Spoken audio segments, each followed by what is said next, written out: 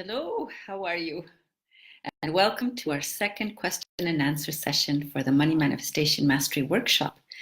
And as we give a few minutes for other people to join, I would like to take the opportunity to use this time to read from Money and the Law of Attraction by Esther and Jerry Hicks. And it's a very short statement that the title is like this. It says, "Can we succeed without talent?"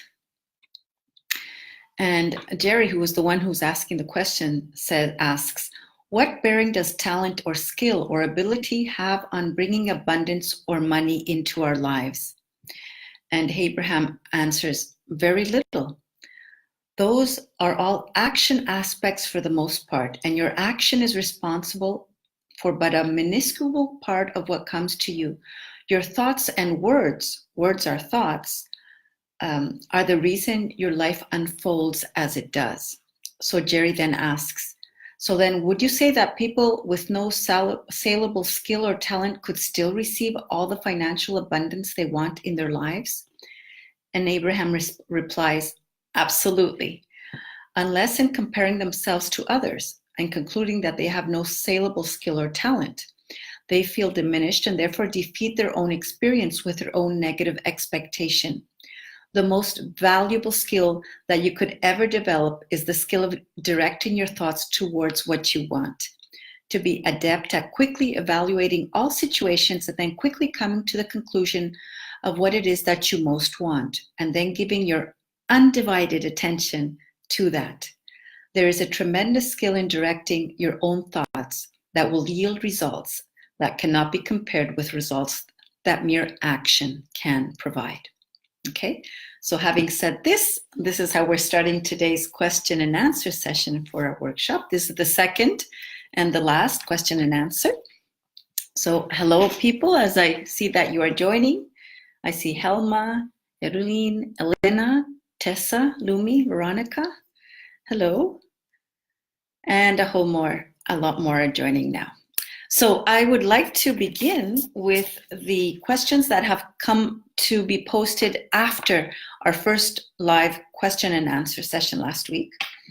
And I would like to start with Sarah's comment or question where she asks about, remember the reticular activation system, a manifestation practice that I mentioned?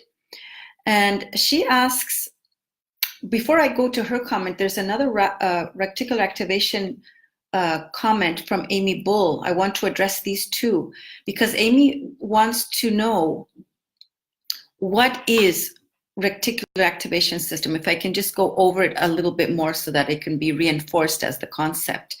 Also remember that all of my videos and materials are in the unit section in the group, so that if you can't find something on the news feed, you can always go directly to the unit section. So let's have a very quick review of what's the reticular activation system.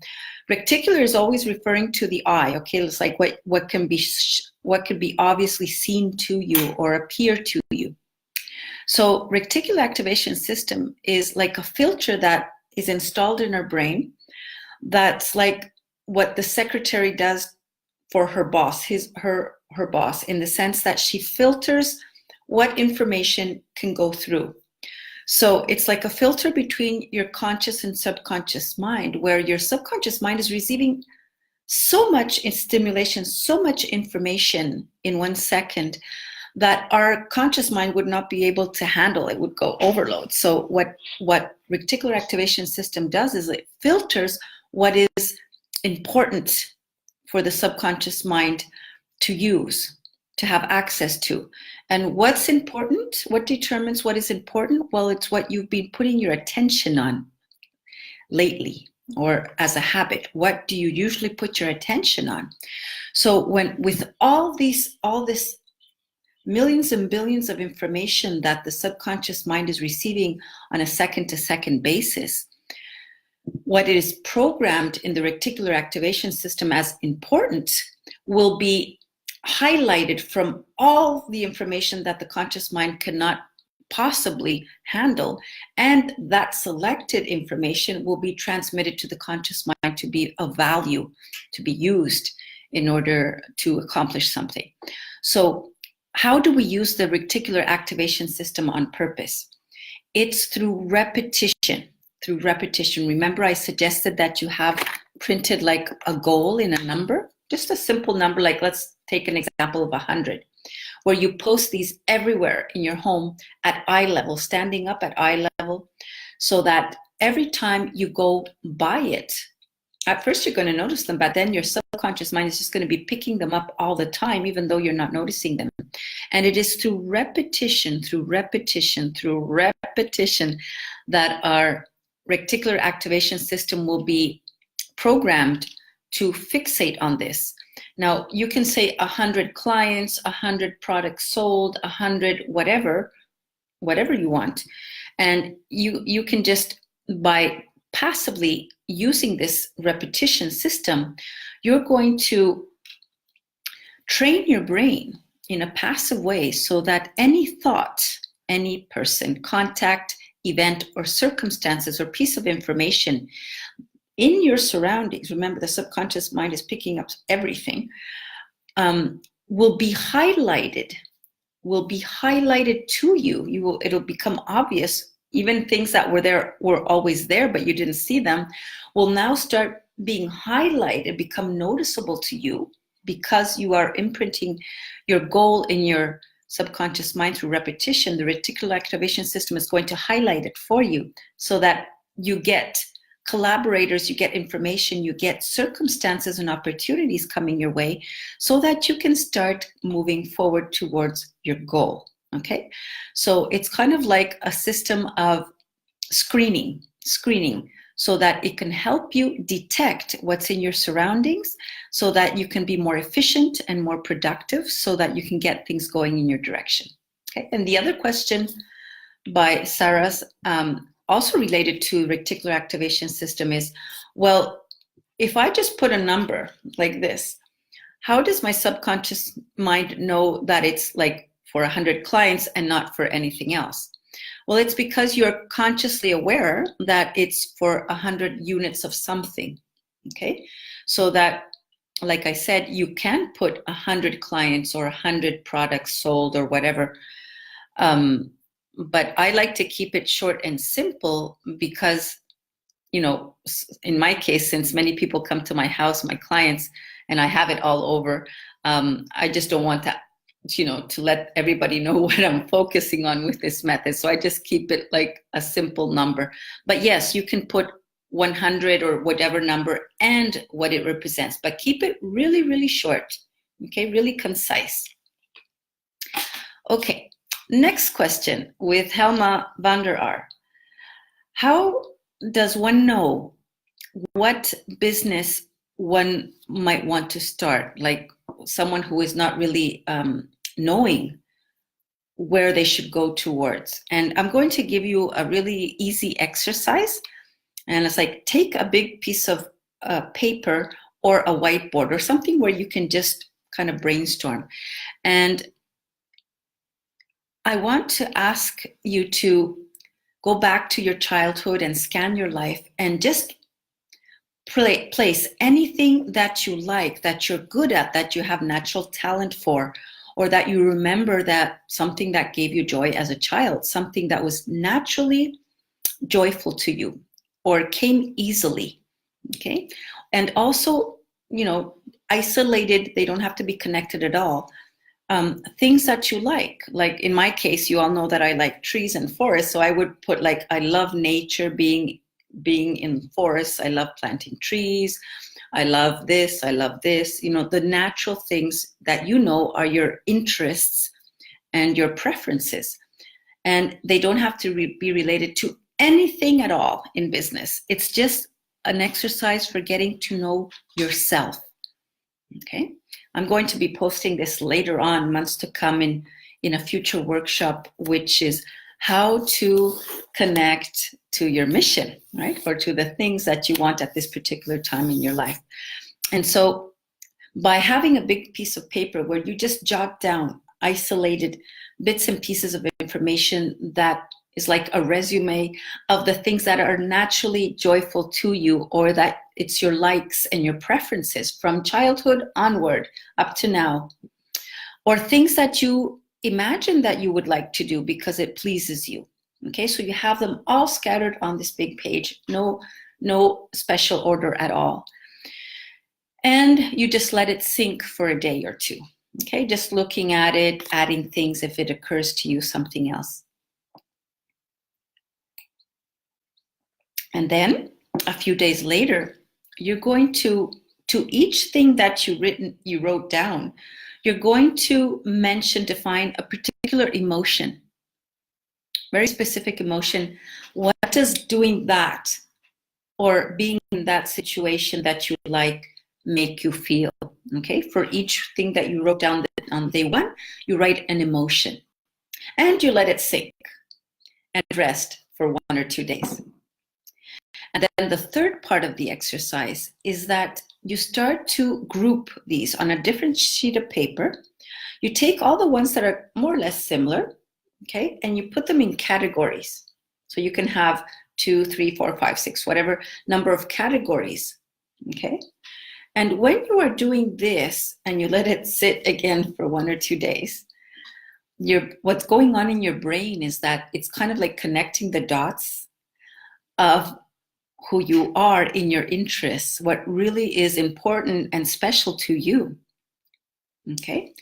Scattered imagery, scattered emotions, but all important to you. It defines you.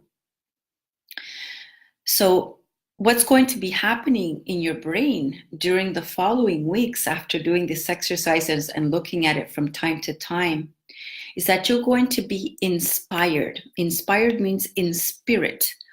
You'll be connected like in spirit to mass consciousness or to your higher self, and you will be inspired ideas, thoughts that will start to guide you. It's like connecting the dots of what you did in the exercise towards something, okay?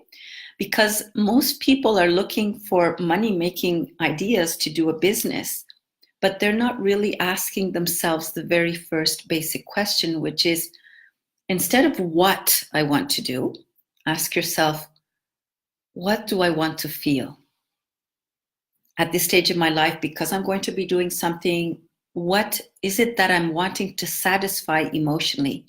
Is it that you want to feel inspired? Is it that you want to feel enthusiastic about something or interested? Is it that you want to feel more economically secure? Is it that you want to feel that you have more options? Is it that you want to feel growth, or you're feeling more important? So get to decide 3 emotions that you want to start to feel in the next 6 months, short term now. 3 emotions, and start to practice one of them, the most important one, just as you wake up in the morning before getting out of bed, which is also one of the exercises that we have covered in the past days. Meaning you have to define what it is that you most want to feel and start vibrating the equivalent of it on purpose frequently, so that the law of attraction can kick in to respond to that definition of vibration that you have pre-chosen with people, events, and contacts, circumstances that will give you that feeling. So then there's going to be satisfaction from the start, instead of from all the options trying to sort out what I want to do, but then perhaps later on finding out or coming to the conclusion that it's not really satisfying after all.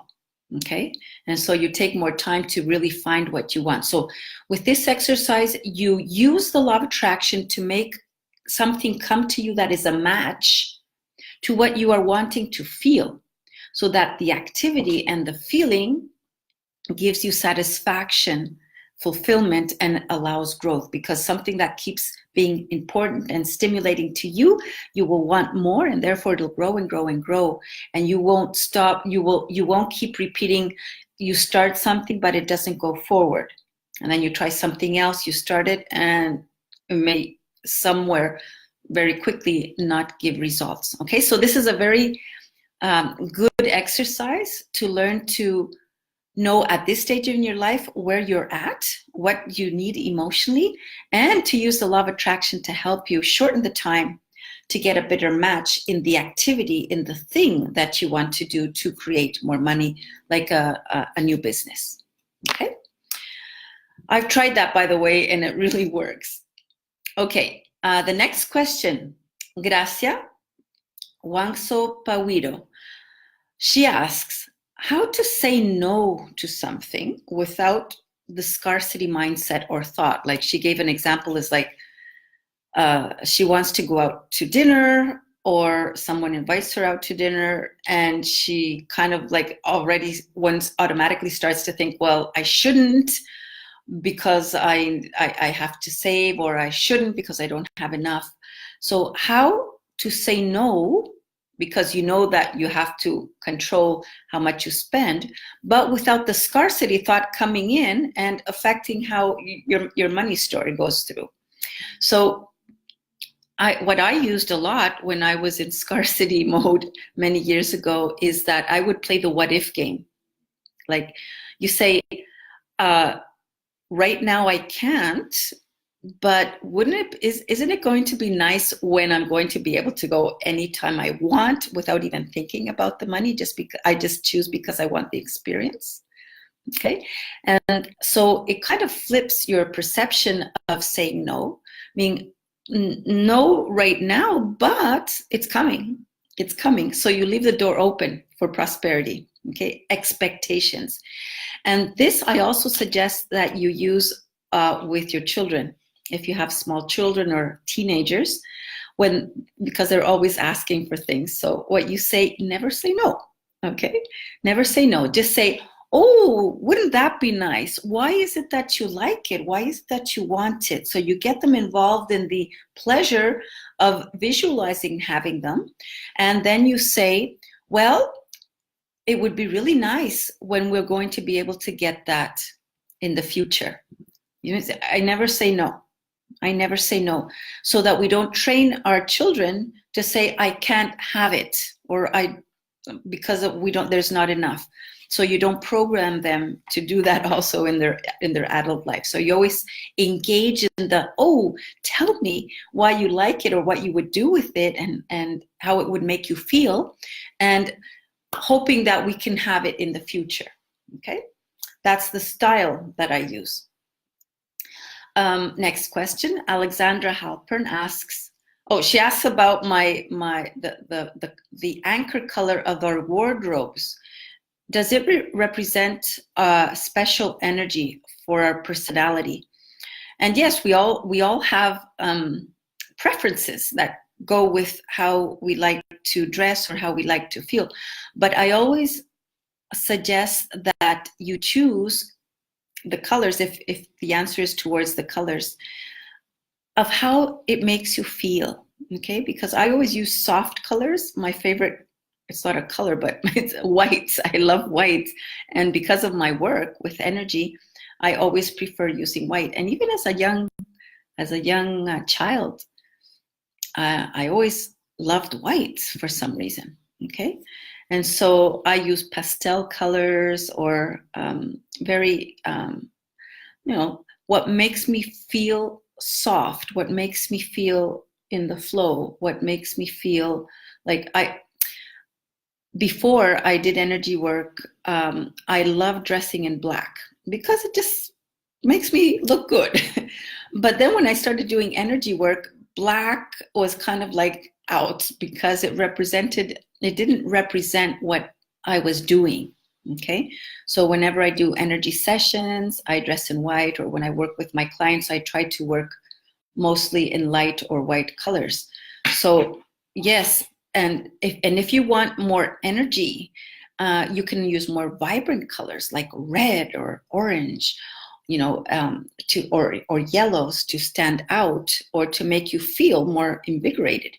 So I would always suggest that the colors you use or the colors you decorate your office with or your home should have an intention of representing an energy for you, a vibration that kind of like makes you resonate with what it represents for you. Then Sherry Doyle asks, is there a special order that I suggest to use your manifestation practices? And yes, I did suggest that you try to have an energy routine, right? Like what do you do so that you don't have to remember all the time. Just have a routine written down so that you can kind of memorize it more or less. How do you wake up in the morning? What do you do? What do you do? And when you shower, how do you use that time to visualize? And when you're getting dressed or having breakfast or when you're driving to work, how do you use your time so that you create a routine? So there's no particular sequence that is suggested because it's special to everyone. And also weekdays are different than weekends, or work weeks are different than holidays. So how you can most effectively use the manifestation techniques is according to obviously your time availability, your mood also, so that it should be personalized. But I always suggest that we more or less create a routine so that it kind of like sticks with like a habit. So it's more easy to just do it automatically every day so that you don't forget it or you don't skip a day. Also, Sherry asks, why is it that I am needing a nap after one of your videos? I am assuming it's the energy clearing video, or even if it's another video. It's called energy influence. It's electromagnetic resonance. Let's assume that you are talking about the energy clearing videos. I have a lot of comments of people saying they fell asleep during the session or they felt really tired after the session. And that's because all energy transformation requires and consumes energy. Your energy, it's transitory, it doesn't last forever. The tiredness doesn't last forever. But it just means that some people are more sensitive to when energy is being transformed with them. And remember, I can reach you, touch you at a distance as we are doing the group energy clearing, but some people are more sensitive than others. And even if, like now, by the energy frequency as they connect with me, they may be, some even go transformation even as I speak. So it depends on each person, but the reply is that it's because you are being transformed or upgraded. I'm like an antivirus for humans, by the way, so that you release blocks or release resistance so that you can have an easier time at life and move forward. So it consumes energy. That's why you feel that you need to nap, okay? But it goes away in a day or less. Okay, then Alexandra Halpern asks, how to attract people for bringing in money opportunities, people that are going to collaborate or people that are going to, give you ideas or some way are going to interact with you to creating more prosperity opportunities. Well, you can use the quantum publicity. It's not only just for clients. It's not only just for increasing sales. It could also be used for bringing opportunities. Just yesterday, I had a private online session with someone where we did quantum publicity. And the thing that is, what I do is that you have your statement written down and everything, but in a private one-on-one session, I more quickly connect them to the consciousness grid of quantum publicity. And what came up in that session is that the person who's going to help her come collaborate with positioning her project, we made the connection, okay? So it's not necessarily the person's going to show up tomorrow or after tomorrow, but they are connected in the quantum field. So something starts being triggered to shorten the time for them to meet each other. Okay, so you can use quantum publicity to connect with collaborators, partners. In another workshop later on, I'm going to teach, in the relationship workshop that I mentioned, I'm going to teach you how to use it for your soul partner or that partner there, the romance partner that you are wanting. Okay, so it can be used for different different purposes also, not just for marketing or publicity, connecting through the quantum field. It can also be used for other purposes as well. Now, how to attract people for money producing opportunities? You can use visualization also. You can have a specific vision board or mind movie for attracting those people into your lives. Okay, so you can use a lot of creativity using the same manifestation practices for something that I offered or suggested, and just connect different purposes or goals with different techniques. So you can use find collaborators using many or most of these techniques also. For example, if someone is needing financial, they have a project, but they need investors. Not only people that are going to collaborate with positioning them or in the market or something like that, or just being a partner in business. You can also use this to attract financial assistance. Okay, so use your creativity work. Specify what it is that you want and adapt many of these practices to use them with you, to use them to help you get that goal going. Then Floran Lowe, she asked, because I mentioned that I have a daily workout, physical exercise, and she asks, when she works out, is it okay, if you use, instead of the mind movie that I suggested that you do, which is what I do, in order to focus and repeat, can we use other things like affirmations? Yes, of course. You can use anything that stimulates you, that inspires you, that helps you focus. And through repetition as you are exercising, you can even focus on your goals, not just affirmations or images. You can focus on very definite goals like numbers. Okay? So any repetition where you are focusing and feeling inspired, remember the feeling is so important, because it kind of like leverages the momentum of the energy that you're putting out. And always remember, we need to focus for how many seconds? 68, okay? Because 68 triggers 4 times 17, very, very powerful, equivalent to leverage moving the physical dimension with energy in order to collaborate with you to start seeing synchronicities and opportunities coming your way, or make things go easier. Okay, and Floran also asks, how long does it take to see results? Now, this, I know that everybody has this question, so how long? It could be tomorrow if you learn to align, because it's not a matter of days or weeks or months or years. It's a matter of energy alignment. What's energy alignment? No or very low resistance, contradiction, opposing thoughts. So most of the time, it doesn't happen, a manifestation doesn't happen instantaneously, because we have unfavorable thought patterns that are contradicting the desire. So that's why it doesn't happen overnight. But it can happen more quickly if you catch yourself and you train, you discipline your mind not to have the contradicting thought.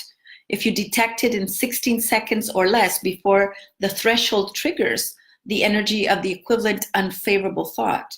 So how long does it take to manifest? Well, how long are you going to take to stop contradicting with unfavorable thought or doubt or scarcity consciousness or any thought patterns?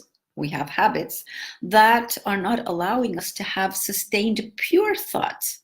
Because yes, we can have it during the exercise or the visualization or when we're seeing the mind movie. But what are you doing the rest of the day? Are you aware that when you're driving, it's like you're all over the place and your mind is like worrying? Or when you're about to go to sleep, you are thinking of, oh, what do I have to assure so that something unfavorable doesn't happen? Okay, so it's not just when you're focusing intentionally, it's that you have to learn. And it usually takes time, it takes months for you to stop doing the unfavorable, okay? Remember, human beings need 2 to 3 months to shift habits, but it means you have to be really working on it so that you are diluting the effect because when you don't focus on something unwanted, you won't trigger the signal, and therefore you are not attracting it to stay in your reality. Okay, so what do we do with the law of attraction that's all inclusive? Meaning, if I pay attention to something I want, I attract it energetically, but we have to build the energies for it to manifest. And also, if I focus on something unwanted, I'm also starting to invite it vibrationally. So it's all inclusive. Okay, it doesn't distinguish. The law of attraction doesn't say, "Oh no, hold on, I'm not going to bring you this because this is an unfavorable thing for you, and I will bring you this because this is something that will benefit you."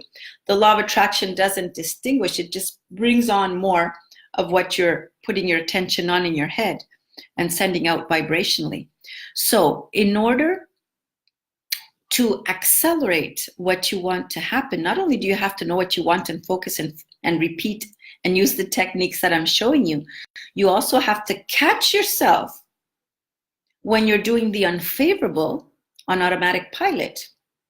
Okay, so how can you be more aware when you're doing those things?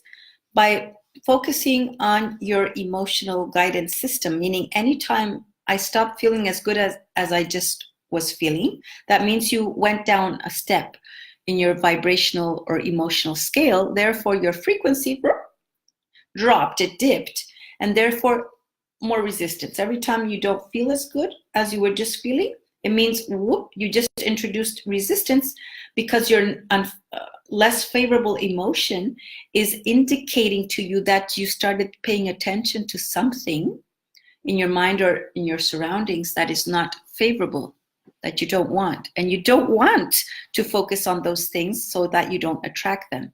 So how long to see results? It could be as fast as tomorrow. If you take out limiting belief systems, negative expectations, you increase your self-esteem, I'm more worthy, therefore more deserving, etc., etc. But that's why personal development takes a little bit of time, so that you catch yourself and do the necessary work. Or if you need to shorten the time, you can also schedule and book a private transformational energy session with me, and you can mention, "Julie, I need to detect what's resisting or holding me back, or I think it's this fear or whatever," and we just hone in and see what it's about. And using the gift of energy transformation, I can, with the volume of a radio, I can turn it down in case if it's a fear, or if it's an unfavorable memory causing this, I can detect, cut it, and take it out. Okay, so that you not only start to feel better, but you have less resistance and you move more quickly forward. Okay, Megan McClelland asks, because she says she's like a perfectionist, like she's always wanting something, but always feels that she has to get ready to be able to do something and doesn't feel that she's ready enough. So she asks, when do I take an action? When do I do something? When is it inspired action? How do I move forward? And this is a basic rule that I always suggest. We should always do something, like make a decision, speak, or actually go for something, like taking action, only when we feel good. That's inspired action, because the law of attraction says only positive attracts positive. And if you are feeling frustrated and you have to make a decision, taking action, and it's not inspired because you're not feeling good, you're probably not going to make the best decision. Okay, because negative doesn't attract positive. So you have to learn to align, meaning I'm thinking about something, but I want to feel good about that something. That's alignment. So I start to mold my energy of thoughts, and so that I feel better and better about something. And then you take inspired action. This is also very true in the day-to-days, like never speak when you're angry with someone. It's not going to get you good results. This is just energy, the ABCs of energy management. Just like the very powerful approach is count to 10. You know why?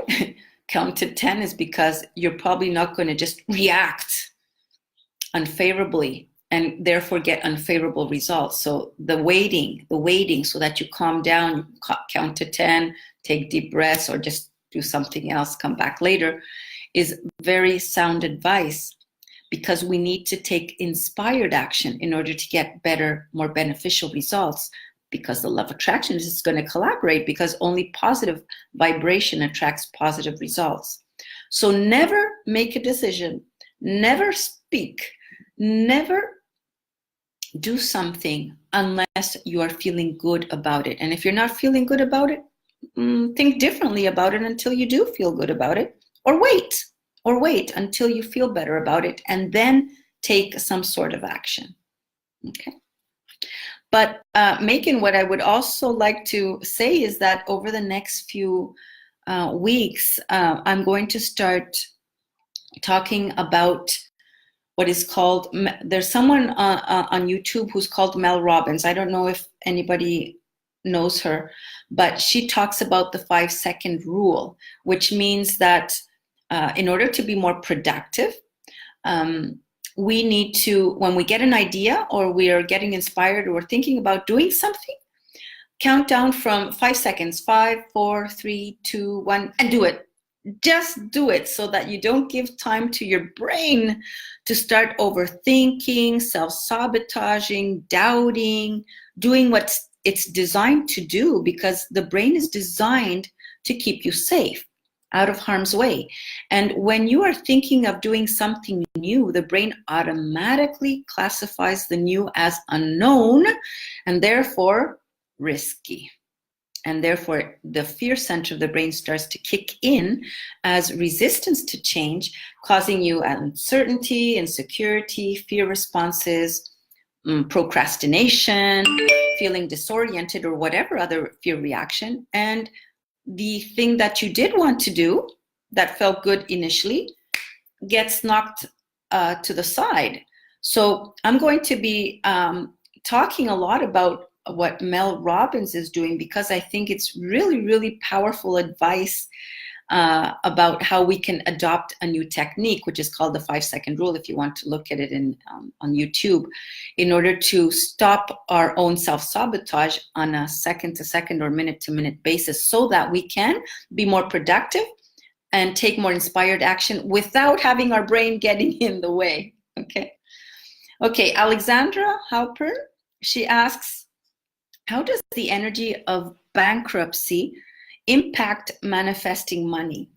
And it depends, because it depends where you are in the bankruptcy process. Because one can file for bankruptcy because you think that it's the best thing to do, so that you avoid more unwanted chain reactions from occurring. So if it's like a strategy to decrease more unfavorable things, it's a means of control. It's like, I thought about it, I did it on purpose, and so that it creates more security in the long term.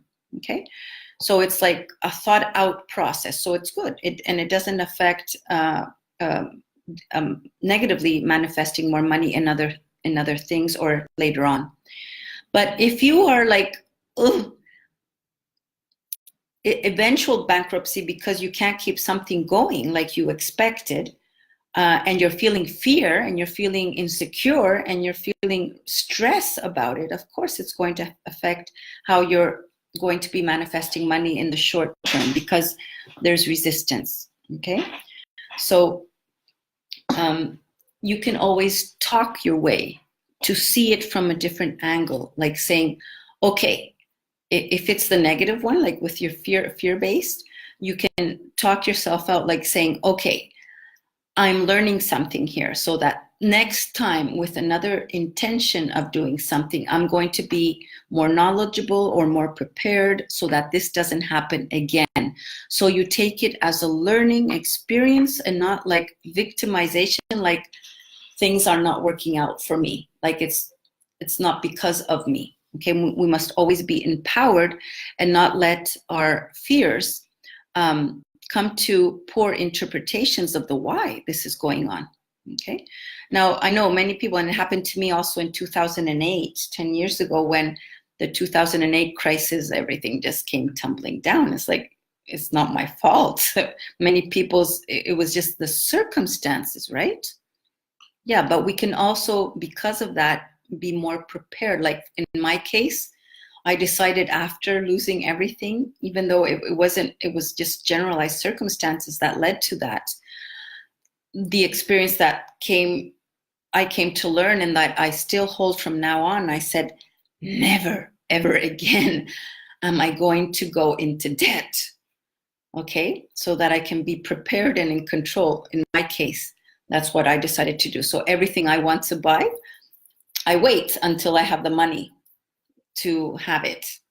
Okay, if not, I say, well, I'll wait, because I'd rather feel the security and the feeling safe, that I never want that to happen again. So I am creating different conditions given the great economic difficulty of losing everything many years ago. So it's all a learning process.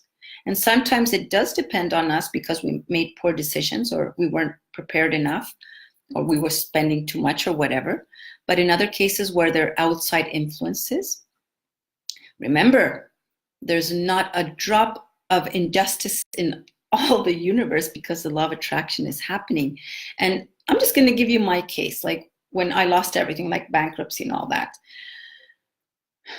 If that hadn't happened to me 10 years ago, I would not be where I am today, doing what I am today, with the love of my life that I have today, my soulmate, with having found my mission and my purpose, and doing and growing like I'm doing, and just having everything I have today, living my dream life.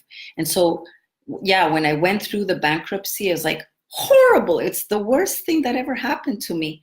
But now that I look at it after 10 years, I'm saying, if it hadn't been for that, I would probably still be doing what I was doing, which wasn't giving me great satisfaction at all. Okay, so that's kind of like synchronicity. For something better to come in, sometimes the law of attraction matches you up with unfavorable circumstances, so that what you're doing comes down, so that it makes room for something better. Okay, but when you're going through it, it's really hard. And I know it's hard when you're going through all that stress to keep aligned so that you don't interfere with money, bringing in more money. But that's when the rationality and the action set comes in. Okay, you just look for what's next, what's close at hand that I can hold on to, and start building from there, and trying to be more like a robot at that moment, where you don't engage as much emotionally. You just focus on rationality and what can I do to be a little bit better next month, and so on and so forth. I always said, next spring, I'm going to be better. Okay, and it was always a little bit better, and it just kept being consistently in producing the improvement. Okay, those were all the new questions after the first question and answer session. I don't have any more. I tried to ask all of you to post them in this one post, so that they wouldn't be scattered, so that I can see them and have quick access to them. So we're going to be open until Monday, the 29th of this month. That will be the last day.